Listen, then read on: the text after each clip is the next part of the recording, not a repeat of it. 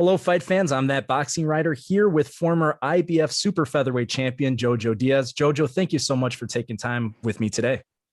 Thanks for having me, man. So you last fought in February. You're about to get back in the ring on July 9th. What have you been up to during the last 5 months or so? Not much. Just, taking care of my son mostly. Just getting into that dad life. It's been an amazing journey. He's 7 months now, so it's been both overwhelming of love and joy, but also motivating because it's making me focus on what truly matters and focus on what I need to do to accomplish my goals, but not only my goals, because once I accomplish my goals, it's going to help him with his better his future. So it's making me more motivated, more determined, and I'm just hungry to get back inside that ring.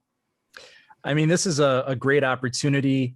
I'm curious, how are you approached with the Javier Fortuna bout? And had you been considering 135 for a while, or was this a case of an offer you couldn't refuse? This was an offer that I couldn't refuse, man. While it was an offer, it was an opportunity. I wanted to, get back inside that ring after my last performance. I wasn't satisfied with everything that turned out. So I hit up my advisors, MTK and Golden Boy Promotions, and let them know that I wanted to, get right back into that ring. And they were focusing on getting me into the ring. There was a couple opponents being thrown at me, but I wasn't, really satisfied with those opponents because I wanted to fight a top tier elite opponent right after this last fight, because I wanted to, get back into it and showcase to everybody that I could beat a top tier guy. And I started praying to God, started, really sitting down and just praying for an opportunity to, let God open up a door for me to go out there and showcase to everybody what I'm all about. And Ryan Garcia ended up pulling out of the Javier Fortuna fight due to his mental illness. And I wish Ryan Garcia nothing but the best. But that right there just very intrigued me, man. It kind of just rang a bell and gave me an idea where I ended up hitting up MTK and hitting up Golden Boy Promotions and telling them like, yo, let's fight Javier Fortuna. Put me in with Javier Fortuna. I'll move up to 135 pounds and fill in that date and fill in that fight, and let's make it happen. They were all intrigued, and ever since then, man, they started hitting up Javier Fortuna. Javier Fortuna hit the fight, and just in a matter of days, man, we got the fight locked up. I know with 135, there's so many options. I mean, you could fight at 130 and 135. Are you kind of using this as like a measuring stick to see if this is kind of where you want to go, or are you undecided on the future of where you want to go? After this fight, I mean, I feel like I can still compete at 130. And I feel like I'm going to fill out perfectly at 135 pounds. You guys are going to see come July 9th. I don't want to, I could say a lot of stuff, but I just want you guys to see it on July 9th, my performance and how strong I'm going to be and how I am going to perform July 9th. So once you guys see that, then you guys can see that I'll be able to fill out 135 pounds. But I just think that it's going to be just depending on the opportunity now for myself and for my career. Which opportunity is the biggest for my career, for myself. And if there's an opportunity for me to go back down to 130 and fight a big name at 130 pounds, so be it, man. I'll move back down. But if there's another big name at 135 pounds, like Javier Fortuna or a bigger name, then I'll be willing to, stay at 135 pounds and compete and fight that challenge. You talked about the Rakhma fight a little bit, talking about how it wasn't the performance that you wanted. Obviously, you would have wanted the W. Did you go back and watch that fight? And as you watched it, what did you learn from that fight if you watched it? It was a tough fight. It was a really, really tough fight. I thought I did. I mean, it's hard to say, man, because I thought I did enough to win the rounds, and I thought I did enough to win the fight. I thought Rakhma, he was being busy, but he wasn't being effective. He was just throwing a lot of shots. And I feel like as a pro fighter and as a professional fighter, judges should be scoring the ring generalship, and not only that, clean shots and counter shots and stuff like that. And I thought I did the most, and I thought I should have won the fight. But it is what it is. I looked back at my tape, and I just knew it wasn't me because of how much weight I lost and how much my body was depleted and how weak it was. And I wasn't able to perform and execute how I usually execute because of that. And my body was just weak, so I had to conserve energy and just fight the fight that I needed to just get through that night, because Rakhma, he was a dangerous opponent, and it was a tough fight, but it was all a learning experience for me, and I just brushed it off. I think of it now as a past, and now I'm focused on the future. I know that people can be hypercritical in the moment, as far as the weight and the scale and things of that nature. Would you say that those things occurred because of so much of the stress that you were going through outside of the ring ended up impacting, where you were at that point? I think it probably was a stress, but I mean, there's a lot of factors that had to play, a lot of roles that played into me not making weight. The COVID hit. I took a year layoff. My fiance was pregnant at the time, so I was really just focused on her being okay, and she was, we're eating, we're enjoying ourselves. The gyms weren't open, so I gained more than I usually do during my off season because of that. So I mean, there was a lot of factors that played into it, man. I don't want to say that or blame just one factor. I just blame myself. I should have made the weight, but unfortunately, my body just couldn't. I really, really still trained my ass off and did the most that I possibly can do to try to make the weight, but my body just gave up on me, and enough was enough. I knew that I still had to go out there and still perform.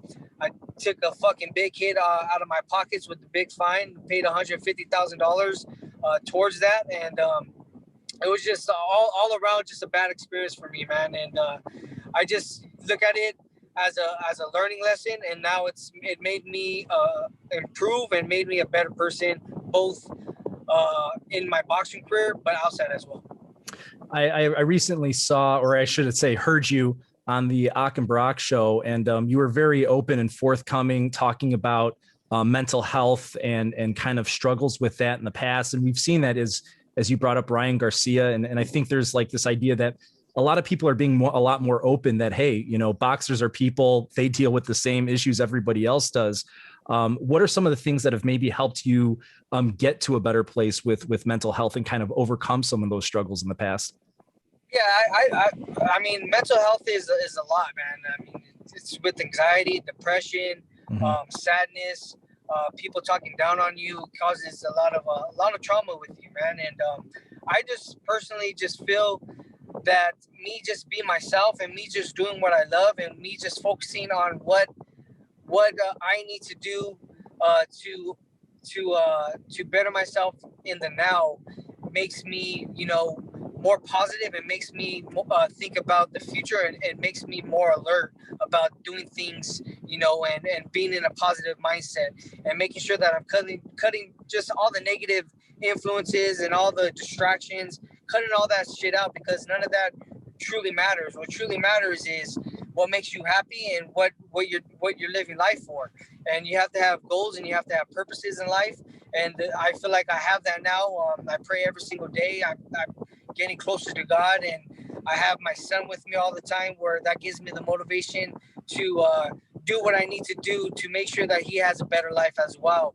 And that's basically all that I live for now, man, is being a father and being the best boxer that I possibly can for not only my career, but for the fight fans and for my fans, and to be a positive role model to all the people that look up to me, and all the young boxers, and just people in general that watch my life. I want to be that positive impact, and making sure that I'm spreading that positivity and being the guy that people want to see the light in.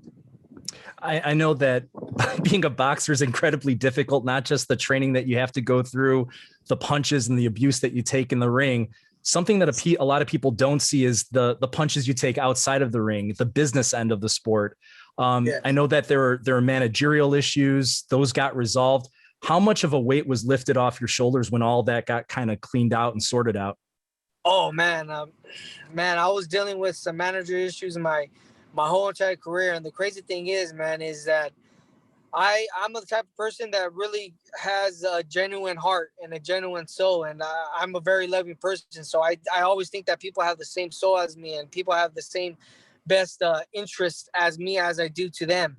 but some people don't, man. And you always gotta be alert now. And I thankfully was very I thank God that I got to the point where I started being alert and I started being more observant and started being more understanding of my career and my finances, where I knew something was up. And I finally, said enough was enough.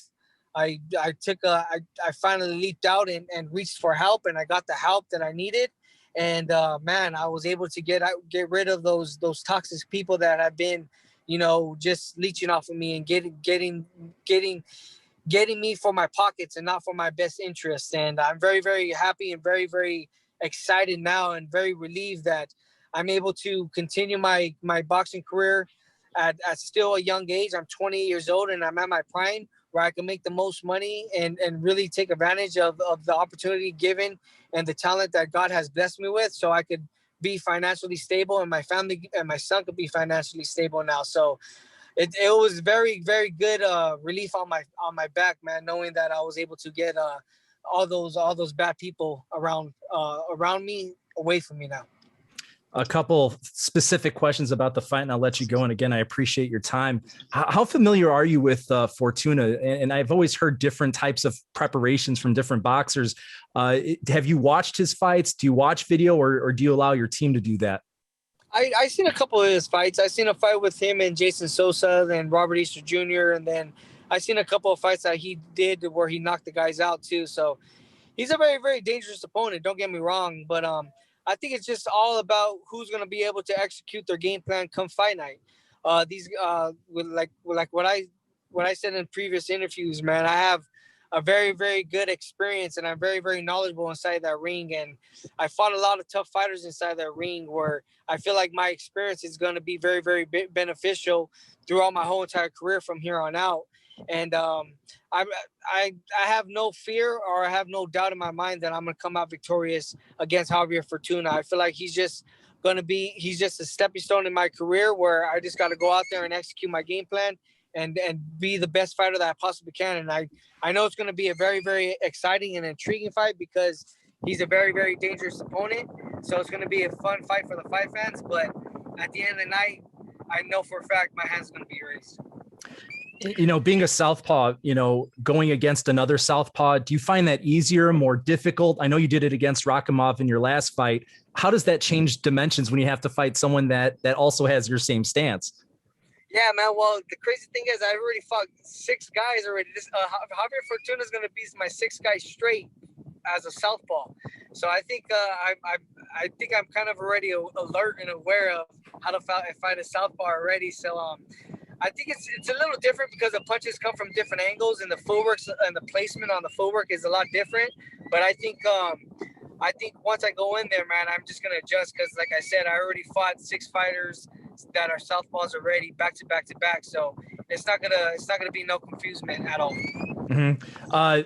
Obviously, this will be your second fight of 2021. Assuming that you win, how many more would you like to get in 2021, ideally?